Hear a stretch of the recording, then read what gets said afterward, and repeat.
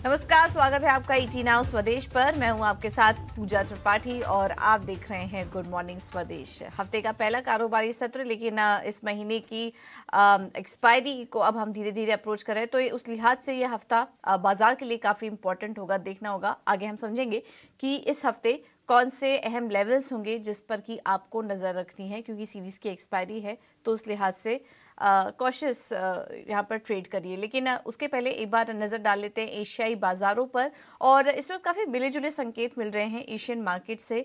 Gift Nifty तो हरे निशान में दिखाई दे रहा है, करीब करीब 50 अंक ऊपर, लेकिन हांगकांग के बाजार इस वक्त लाल निशान में है, कोरिया के बाजार लाल निशान में दिखाई दे रहे हैं, और चीन के बाजार भी हल्की कमजोरी के साथ कारोबार कर रहे हैं। वहीं जापान के बाजार में करीब 200 अंकों की मजबूती इस वक्त देखने को मिल रही है। तो जो एशियाई बाजारों की शुरुआत है वो मिली जुली देखने को मिल रही है। लेकिन चलिए अब एक बार समझ लेते हैं कि ग्लोबल मार्केट के से संकेत कैसे मिल रहे हैं, और हमारे साथ विष्णु मोहन जुड़ चुके हैं पूरा अपडेट लेकर। विष्णु मोहन, बताइए ग्लोबल मार्केट से संकेत कैसे हैं। और सबसे पहले तो आपको कॉन्ग्रेचुलेशंस, काफ़ी बड़ा सम्मान मिला आपके जरिए ईटी नाउ स्वदेश को। कमोडिटी मार्केट में इमर्जिंग बिजनेस चैनल का अवार्ड मिला है सीपीआई की तरफ से, और हम फुटेज भी देख रहे थे, आपने वो अवार्ड रिसीव किया था, क्या फीलिंग थी, और ग्लोबल मार्केट से संकेत कैसे मिल रहे हैं ये भी बताइए। बिल्कुल, गुड मॉर्निंग पूजा, आपको भी बहुत बहुत बधाई, क्योंकि पूरी टीम के काम को सराहा गया इंडस्ट्री की मौजूदगी में, जहां पर इक्विटी के भी काफ़ी दिग्गज थे। देश के जितने भी बड़े एक्सचेंज है सबके एमडी वहां पर मौजूद थे, उनकी मौजूदगी में हमें इमर्जिंग बिजनेस चैनल का अवार्ड मिला। तो आपको भी बहुत बहुत बधाई, और सभी दर्शकों का भी बहुत बहुत शुक्रिया कि हमारे काम को सराहा जा रहा है। चलिए ग्लोबल मार्केट की बात कर लेते हैं, अमेरिकी बाजारों से शुरुआत कर लेते हैं पूजा। अमेरिकी बाजारों की अगर फ्राइडे की अगर आप चाल देखेंगे तो दिन के लोअर लेवल से यहां पर रिकवरी जरूर दिखी थी, लेकिन लगातार चौथे दिन तीनों इंडेक्स शुक्रवार को गिरकर बंद हुए थे। सितंबर में अब तक 4 से 5% तक की गिरावट आ चुकी है S&P 500 में, और नैस्डैक में गिरावट आ चुकी है 2.25% के आसपास। सितंबर में अब तक डाउ भी कमजोर हो चुका है। चिंता किस बात की है? सबसे बड़ी चिंता है महंगाई को लेकर, और उसी वजह से सेंट्रल बैंक के जो बयान है वो भी काफी सख्त थे, और उसका फायदा बॉन्ड यील्ड को मिल रहा है जो 2007 की ऊंचाई पर पहुंच चुका है। अब सबसे बड़ा फोकस एरिया सेंट्रल बैंकों का यही है कि कैसे प्राइस को स्टेबल किया जाए, कैसे प्राइस को रीस्टोर किया जाए, महंगाई पर काबू पाया जाए। दूसरी चिंता जो बाजार के लिए वो है, जो वहां पर बजट को लेकर जो गतिरोध है यूएस में, वो भी एक चिंता का विषय है, कहीं शटडाउन की स्थिति ना लागू हो जाए। तो इस वजह से बाजार में असमंजस की स्थिति है। बहुत ज्यादा गिरावट नहीं है, लेकिन एक दायरे में है, हो सकता है कि बाद में सहमति बन जाए। ऐसा कई बार यूएस में हिस्टोरिकली हुआ है, तो उस बात को लेकर बहुत ज्यादा चिंता नहीं है। लेकिन चिंता वही महंगाई और बढ़ती ब्याज दरों को लेकर है, और फेड ने जिस तरह से संकेत दिए हैं कि नवंबर की बैठक में या एक बार और ब्याज दर इस साल बढ़ाई जा सकती है, वो चिंता बाजार में सबसे ज्यादा है। एशियाई बाजारों की बात करें, जैसा आप कह रही थी, जापान को छोड़कर ज्यादातर बाजार कमजोर है। यूरोप के बाजार भी गिरकर ही बंद हुए थे फ्राइडे के सेशन में। आज एशियाई बाजारों की नजर इस हफ्ते कई सारे देशों में, जापान, सिंगापुर में महंगाई के आंकड़े आने वाले, तो वहां पे किस तरह के आंकड़े रहते, ओवरऑल ट्रेंड क्या पता चलता है, उससे भी आगे की स्थिति पता लगेगी, ग्लोबल इन्फ्लेशन किस तरफ जा रहा है। तो भारत के लिए अगर कहें तो अपने खुद के भी संकेत हैं भारत में, जो यहाँ पर डोमेस्टिक लेवल पर है, वो वहां पर किस तरह से बाजार चलता है वो वहां पर देखना जरूरी होगा। और दूसरा जो ग्लोबल अहम ट्रिगर होगा बाजार के लिए वो है क्रूड क्या अब 93 के ऊपर है, क्या वहां से कुछ नरमी आती है तो भारत के लिए अच्छे संकेत होंगे। लेकिन अभी आज के लिए तो सुस्त संकेत ही दिख रहे हैं। तो आज के लिए सुस्त संकेत हैं। कच्चे तेल के जो लेवल्स हैं उस पर नजर रहेगी, और हमारे अपने घरेलू फैक्टर्स भी हैं। लेकिन फिलहाल काफी मिले जुले संकेत मिल रहे हैं ग्लोबल मार्केट से। ज्यादा कुछ नेगेटिव सरप्राइज भी नहीं है, कुछ पॉजिटिव खबर भी नहीं आ रही है इस बीच ग्लोबल मार्केट से। तो हफ्ते का ये आखिरी महीने का आखिरी हफ्ता है, अब देखना होगा किस तरह के लेवल्स यहाँ पर देखने को मिलते हैं। बहुत बहुत शुक्रिया विष्णु मोहन आपका ये सारी जानकारी देने के लिए। एक बार एफआईआईज और डीआईएस के आंकड़े भी देख लेंगे, उसके बाद हम समझेंगे कि वायदा बाजार से संकेत कैसे दिख रहे हैं। और कैश मार्केट में विदेशी निवेशकों की बात करें तो 1326 करोड़ की बिकवाली का आंकड़ा है वहां पर। डीआईएस ने 801 करोड़ की खरीदारी करके गए, तो इनकी तरफ से खरीदारी लगातार जारी है, लेकिन एफआईआईज लगातार बिकवाली करके चल रहे हैं भारतीय बाजारों में।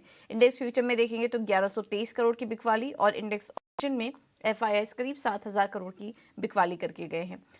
तो अब आगे समझते हैं कि निफ्टी और बैंक निफ्टी का डेटा क्या कहता है आज के लिए, और एफएनओ का पूरा एनालिसिस लेकर हमारे साथ डिम्पी काल्रा जुड़ चुके हैं फोन लाइन पर। Dimpy, good morning. बताइए आज कहां पर सपोर्ट और रेजिस्टेंस दिखाई दे रहा है? गुड मॉर्निंग पूजा। अगर आप वैसे एफआईज और अभी नंबर पढ़ रहे थे तो मैं एक पॉइंट बड़ा इंपॉर्टेंट है, मैं जरा नोटिस करवा देता हूँ पहले ही। वो ये है कि एफआईज की होल्डिंग 53% लॉन्ग की होगी अभी सिस्टम में। दैट मीन्स ये 65 से घटकर 53 हुए हैं। और एक और कोइंसिडेंटली आंकड़ा यही है कि रिटेल की होल्डिंग भी 53% लॉन्ग है। दैट मीन्स रिटेल और एफआईज दोनों करीब करीब 53% लॉन्ग करके सिस्टम में है। अब वो ये देखते हैं कि पलड़ा किस तरफ झुकता है। अगर ये रिटेल की हिस्सेदारी लॉन्ग साइड की बढ़ी तो आप समझिएगा बाजार नीचे जाएगा, क्योंकि कमजोर हाथ में कई बार सौदे ट्रांसफर हो जाते हैं। अगर एफआईज की होल्डिंग वापस से यहाँ से बढ़ी तो फिर हो सकता है बाजार एक अच्छा सपोर्ट ले ले। यहाँ पे सपोर्ट एरियाज भी नियर बाय हैं, ऐसा नहीं है कि रेजिस्टेंस से सपोर्ट एरिया भी नियर बाय हैं। जैसे 18,500 600 एक अहम सपोर्ट एरिया है। तो ये मार्केट का वो एरिया है जिसको आपने जब पहली बार 19,000 माफ कीजिएगा 19,900 और 600, ये वो एरिया है जहां से जब आप 20,000 पहुंचे ना तो इसी एरिया को ब्रेक करके गए थे और यहाँ पे कम से कम आपने 20 दिन निकाले हुए हैं। तो ये रेजिस्टेंस था पहले एक जमाने में, लेकिन अभी एक सपोर्ट का काम करेगा और एक मेगा सपोर्ट का काम करेगा, क्योंकि यहाँ पे काफी चेंज ऑफ हैंड्स हुए थे। दूसरी आती है बैंक निफ्टी पे। देखिए बैंक निफ्टी ने 45,000 को ब्रेक किया हुआ है, लेकिन ब्रेक करने के बाद ना बहुत ज्यादा डीप कट नहीं दे रहा अभी भी वो। तो इसलिए उम्मीद है कि बैंक निफ्टी भी थोड़ा अपने आप को संभालने की कोशिश करेगा। बट कुल मिला के सारी बात यही है कि यूएस वगैरह से जो संकेत है, बॉन्ड यील्ड्स वगैरह जो संकेत है, ये एक दिन में ठीक नहीं होगा। अगर आप एक्सपेक्ट कर रहे हैं कि हाँ 2-4 दिन में वापस से 20,000 के लेवल आ जाएंगे, वैसे नहीं आएंगे। मार्केट थोड़ा साइडवेज होगा, कभी आपको फील गुड कराएगा, कभी हो सकता है वापस से फील बैड करवाए, बट अभी रेंज में रहेगा। ये lower end of the range Nifty की जैसे मैंने बताया 19,600-500 वाली है, और ऊपर जाके जब तक आप 850-900 को डिसाइसिवली नहीं पार करेंगे, क्लोजिंग नहीं दिखाएंगे, तब तक 20,000 के बारे में सोचिएगा भी नहीं। सेम विद बैंक निफ्टी पे भी आपको 44,500 44,400 वाली जो रेंज है, ये अपने आप में एक अहम सपोर्ट एरियाज है। और ऊपर जाते जब तक 45,000 वापस नहीं रीगेन करते क्लोजिंग बेसिस पर, तब तक मूवमेंट नहीं आएगा। ऑप्शंस वाले, क्योंकि हफ्ता बाद एक्सपायरी का वीक है, ऑप्शंस वालों को एक चीज का ध्यान रखना है, ऑप्शंस में जो भी काम करें वो इंट्राडे ही करें, कैरी फॉरवर्ड ना ले, क्योंकि कोई भी गैप अप और गैप डाउन इस एक्सपायरी वाले वीक में प्रीमियम्स को इरोड कर देगा, यानी कि प्रीमियम्स को खराब कर देगा। तो इसलिए जो आपको काम करना है सिर्फ इंट्राडे ही कीजिएगा, चाहे कॉल में करना है चाहे पुट में करना है, और कोशिश कीजिएगा कि कवर्ड कॉल या कवर्ड पुट होनी चाहिए। नेकेड कॉल और नेकेड पुट से कोई बेनिफिट नहीं होगा यहाँ पे इस मार्केट के अंदर। और स्टॉक्स में थोड़ा काम कीजिए। मेरे को लगता है एक्सपायरी का वीक आपके लिए मार्केट में थोड़ा सुस्त वीक रहेगा, इसमें कुछ ज्यादा मोमेंटम नहीं आएगा।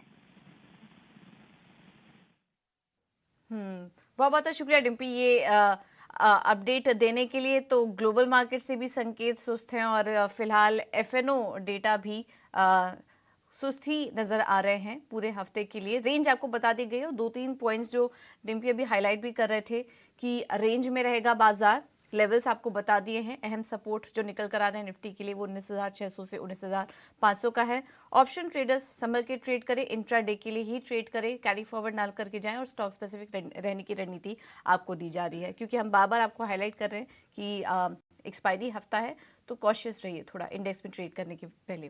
चलिए अब आगे बढ़ेंगे। लेवल्स तो हमने समझे, लेकिन स्टॉक स्पेसिफिक और या फिर कौन सा सेक्टर अच्छा लग रहा है ट्रेड करने के लिए ये भी समझ लेते हैं। और रणनीति बताने के लिए हमारे साथ हेमंत कपाड़िया जुड़ चुके हैं KR चौक से सिक्योरिटी से। Hemant, thank you so much समय देने के लिए। लेवल्स तो हमने समझे, अभी डिम्पी बता भी रहे थे। स्टॉक स्पेसिफिक ट्रेड कहाँ लेना चाहिए आज? Good morning Priyanka, thank you for having me. Stock specific की बात करें तो पहला कॉल रहेगा परसिस्टेंट सिस्टम्स में, एक बाय कॉल रहेगा।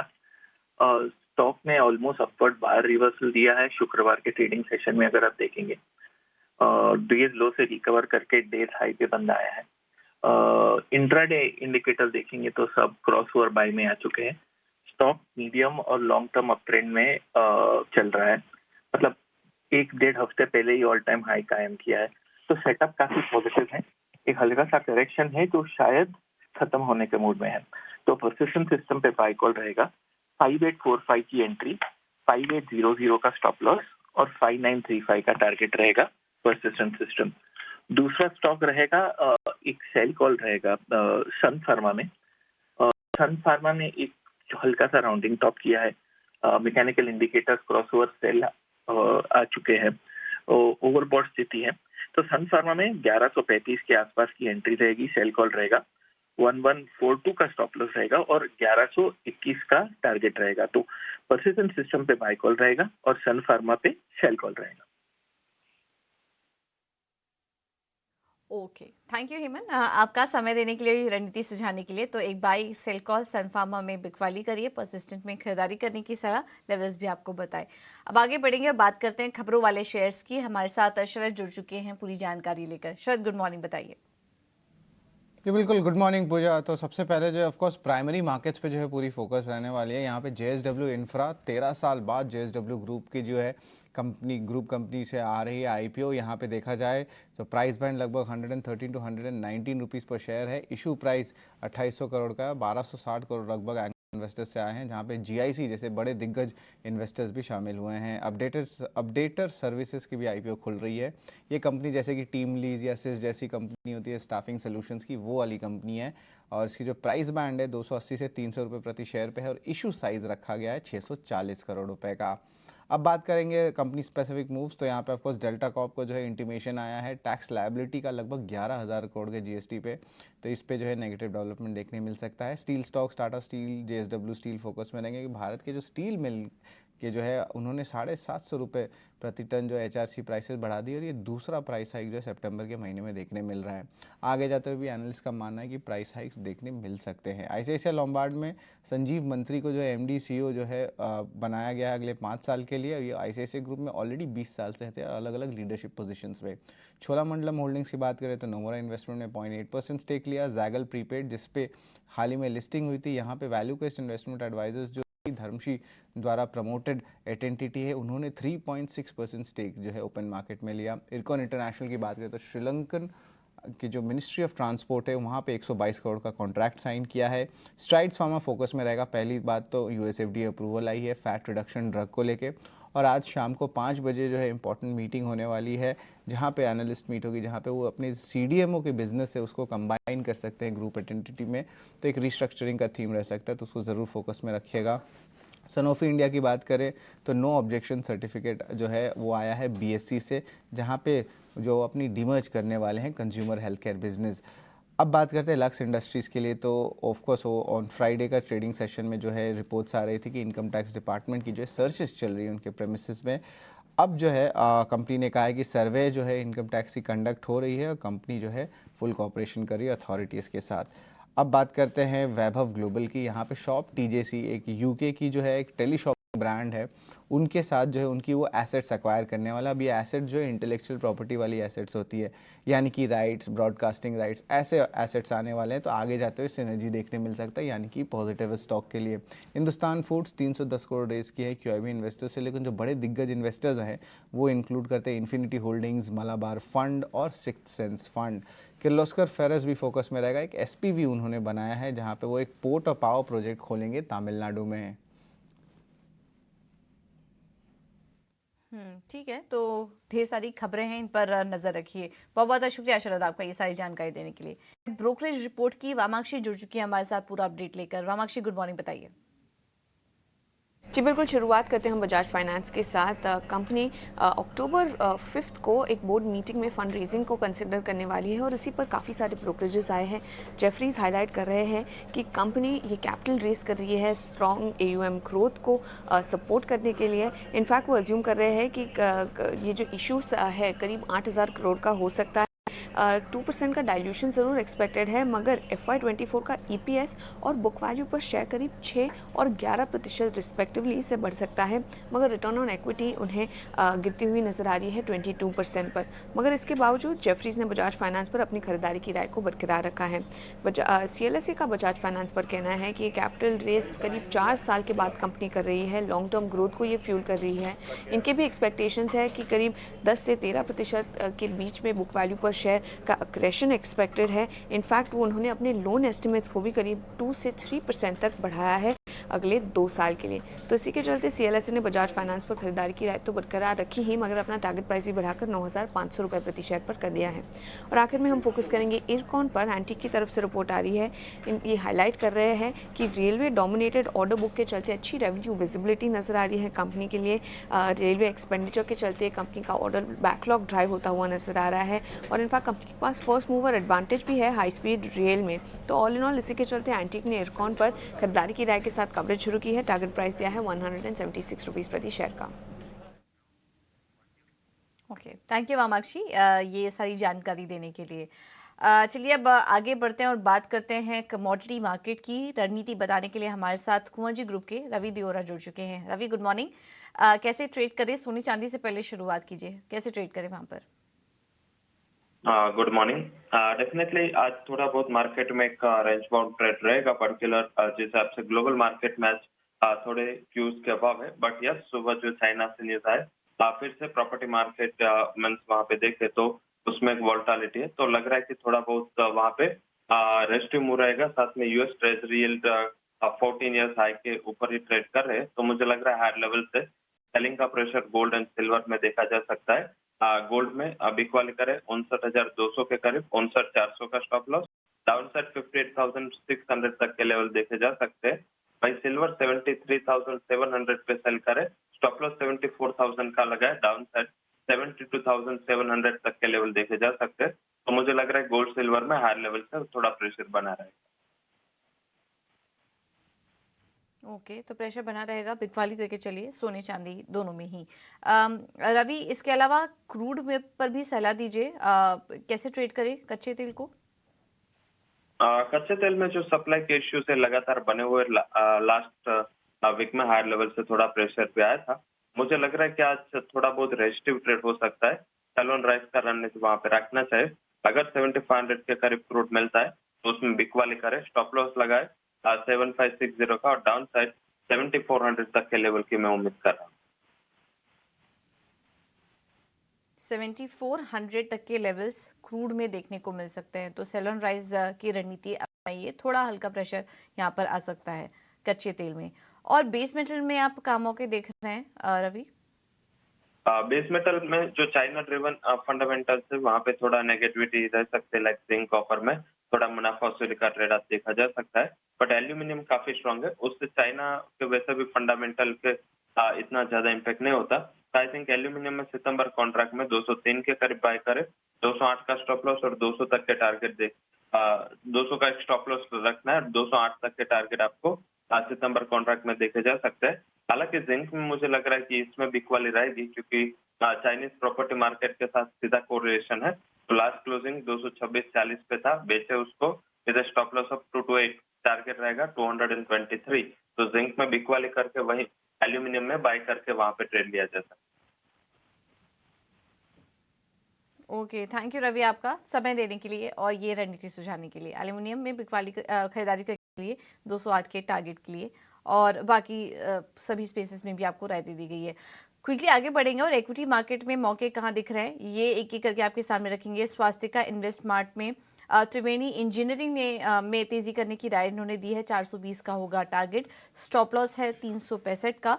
और टाटा कंज्यूमर में भी खरीदारी करने की सलाह है, 900 का होगा टारगेट, स्टॉप लॉस 870 का ये सुझा रहे हैं। रेलिगेयर की तरफ से जो कॉल्स हमें मिली है उसमें पहला है जेके टायर, वहां पर खरीदारी करके चलिए 290 के लक्ष्य के लिए, स्टॉप लॉस है 272 का। और अगला कॉल है यूपीएल, यहाँ पर बिकवाली करने की राय दे रहे हैं 600 के टारगेट के लिए, स्टॉप लॉस 622 का सुझा रहे हैं। तो मिले जुले रिव्यूज आज निकल कर आ रहे हैं। ट्रेडिंग की बात करें, यूपीएल और सन फार्मा सुबह हेमन राय दे रहे थे, वहां पर बिकवाली करने की राय उनकी तरफ से। चलिए फिलहाल इस शो में इतना ही।